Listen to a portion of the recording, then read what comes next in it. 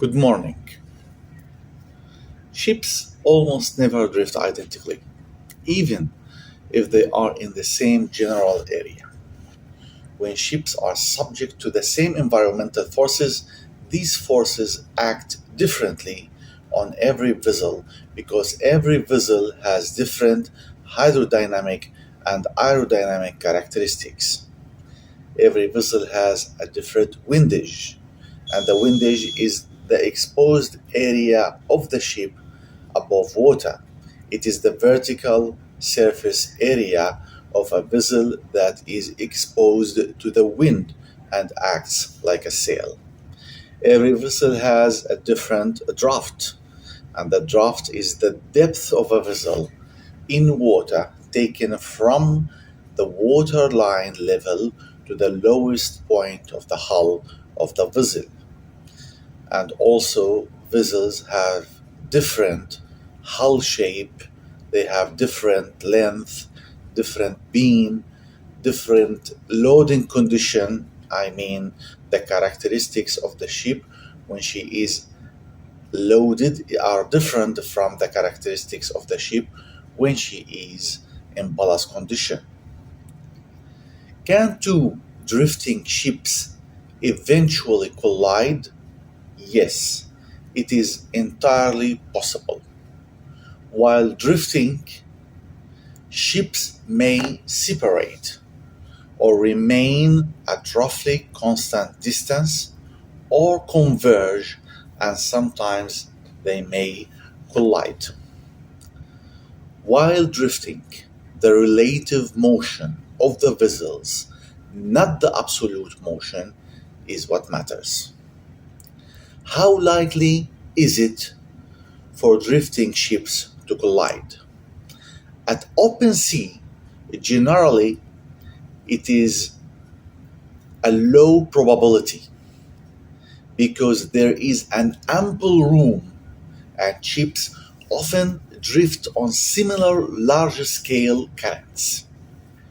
But at congested areas, it is moderate to height for ships to collide. During typhoons, during cyclones, and during severe storms, it is highly possible. When your ship is adrift, the officer of the watch should continuously monitor the bearing and the range to nearby ships using radar and using the visual observation. He should continuously monitor the CBA and the TCBA, the AIS information, and the changes in COG and SOG, the course over ground and the speed over ground. Every ship, even if she does not have propulsion, remains responsible under COLREG as far as practicable for taking appropriate action to reduce the risk of collision. When a collision risk develops while drifting, ships should contact VTS if applicable or communicate with each other and use all available means, including engines, thrusters, anchors, or tug assistance if available, to mitigate the danger. If ships are drifting, their engines are stopped or standing by. They have no intended course and no deliberate maneuver. There is then no obvious giveaway or stand on vessel. The usual framework of ships in crossing head on overtaking situations is not directly applicable.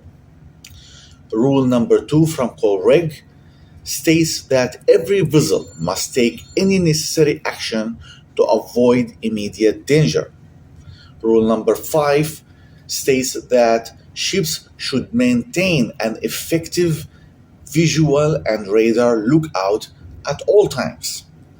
Rule number 7 states that ships should use all available means like ARPA, AIS, visual bearing, distances to determine the risk of collision if it exists.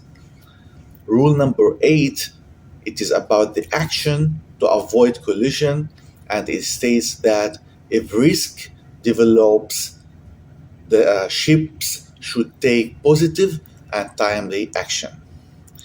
Even if your vessel is just drifting, there is no rule that automatically grants priority to one drifting vessel to another.